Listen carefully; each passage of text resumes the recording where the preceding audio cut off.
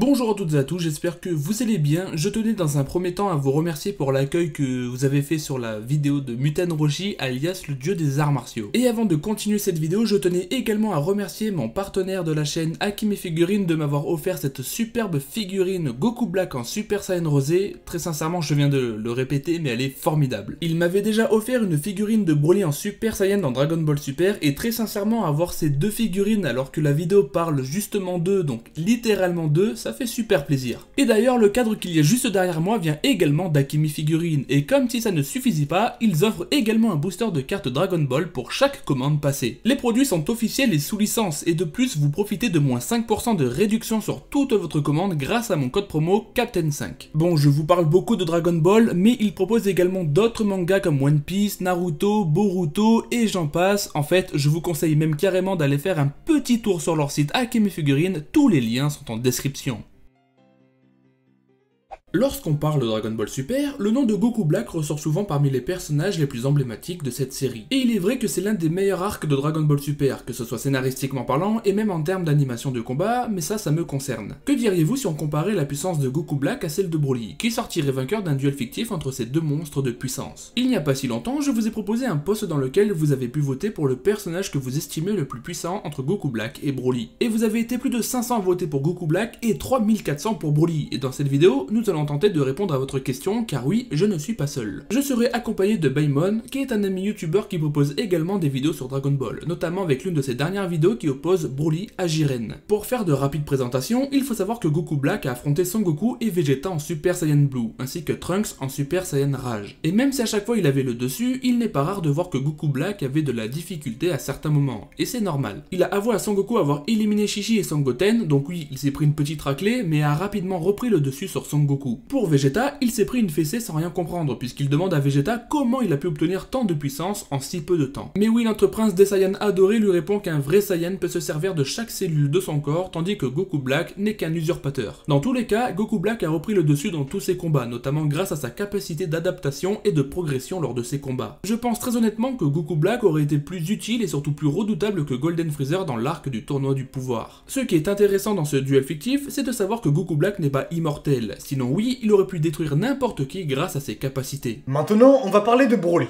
Vous savez, ce Saiyan ultra puissant qui n'a eu aucun mal à affronter et rétamer Sangoku, Vegeta en Super Saiyan Blue avant de détruire Golden Freezer. Je tiens à vous le rappeler, Sangoku et Vegeta au moment de leur combat contre Broly sont plus forts que leur même version lors de leur combat contre Goku Black. Entre temps, il y a eu des entraînements et des combats, notamment dans l'arc du tournoi du pouvoir. Et tout comme Goku Black, Broly a progressé lors de ses combats, sauf que lui, il a progressé beaucoup plus vite et surtout de manière beaucoup plus impressionnante. Pour remettre en contexte ses propos, Broly a vécu toute sa vie sur une planète hostile. Il n'a jamais eu à affronter d'autres adversaires que son père pour les entraînements et au vu de la puissance de son paternel, franchement rien d'exceptionnel. Il rencontre deux Saiyans dont la puissance peut faire trembler l'univers. Deux Saiyans qui ont affronté des tas d'ennemis toujours plus puissants et d'où les entraînements sont intensifs et répétés. Alors oui, au début il se fait un peu dominer, mais il progresse si vite qu'il a forcé Vegeta à se transformer dans toutes ses formes et malgré ça, le prince a rapidement été surpassé. Et c'est exactement pareil pour Son Goku, il n'a pas fait le poids, il a fallu que les deux Saiyans fusionnent pour devenir Gogeta afin de pouvoir le battre. Et pour être honnête, je pense que déjà de une, il n'y avait pas d'autre moyen pour eux de le vaincre, et si le combat avait duré, il est fort possible que Broly ait continué à progresser. Alors oui, dit comme ça, c'est vrai que la question a l'air d'avoir trouvé sa réponse, mais après certaines recherches, j'ai constaté que beaucoup pensent que Goku Black peut l'emporter sur Broly. Et l'argument principal qui ressort, c'est que Goku Black évolue dans ses combats, mais en réalité, Broly évolue beaucoup plus vite. Encore si Goku Black était immortel, ça se discute, mais là les amis, je suis obligé de vous confirmer que Broly l'écrase. On peut partir du principe qu'il faut opposer deux personnages de la même timeline. Mais comme Goku Black n'existe pas dans le film de Broly,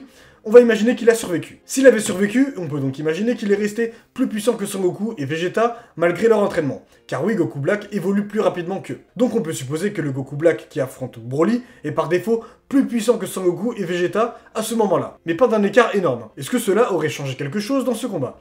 Eh bien non, pas du tout. Broly est tout simplement un guerrier exceptionnel et unique dans l'univers 7. Il est doté d'un potentiel immense qui peut plier n'importe quel personnage de l'univers. Son Goku le dit lui-même à la fin du film, Broly est possiblement aussi aussi puissant que le dieu de la destruction, ce qui n'est vraiment pas rien pour situer la puissance de Broly. Quant à Goku Black, il a été mis en difficulté par Son Goku et Vegeta en Super Saiyan Blue, là où Broly n'a eu aucun mal à prendre le dessus et à le conserver toujours en évoluant. Il a plié Golden Freezer sans lui laisser aucune chance de se défendre. Goku Black n'a jamais été une réelle menace pour Son Goku et Vegeta, mais Zamasu fusionné, lui, l'était. Enfin, je veux dire, pourquoi nos deux Saiyans n'ont pas fusionné en Végétaux pour combattre Goku Black s'il était aussi puissant que ça? Pourquoi même n'ont-ils pas fusionné en Gogeta, car oui, à ce moment-là, Goku et Vegeta connaissaient très bien la danse métamol. Ils n'ont peut-être tout simplement pas pris Goku Black comme un ennemi assez puissant pour en arriver jusque-là, ou alors peut-être est-ce un choix scénaristique. Quoi qu'il en soit, Broly n'a pas été associé au nom de Beerus pour rien, et surtout, il n'est pas le Saiyan Berserker pour rien non plus, et ses prestations de combat confirment bien sa supériorité sur Goku Black. Beaucoup pensent que si Goku Black débute le combat à pleine puissance,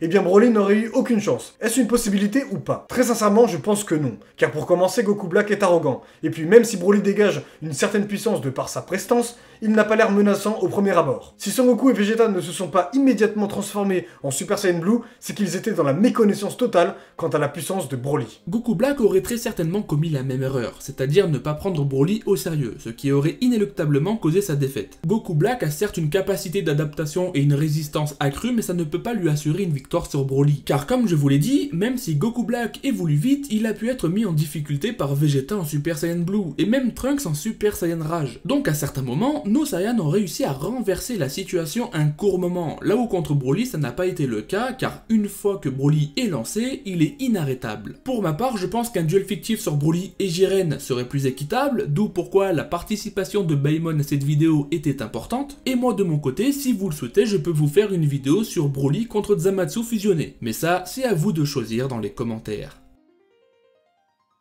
Cette vidéo touche maintenant à sa fin, je sais qu'elle a été plutôt courte mais il fallait que je parle de ce combat fictif, que j'ai pas mal vu sur des groupes et des forums. Si vous avez aimé cette vidéo et cette collaboration avec Baemon, alors je vous invite à vous abonner, liker et partager cette vidéo, ça me ferait super plaisir. Merci beaucoup à Captain Barbu de m'avoir invité, abonnez-vous à sa chaîne, c'est vraiment, je pense, un des meilleurs youtubeurs de DBZ. Donc les gens, allez-y. Et abonnez-vous à Baemon, il propose énormément de duels fictifs sur Dragon Ball, en plus de proposer d'autres sujets sur Dragon Ball, franchement c'est une chaîne que je conseille fortement. On se retrouve dimanche à 18 h, que le Ki vous guide les Saiyans. Ciao!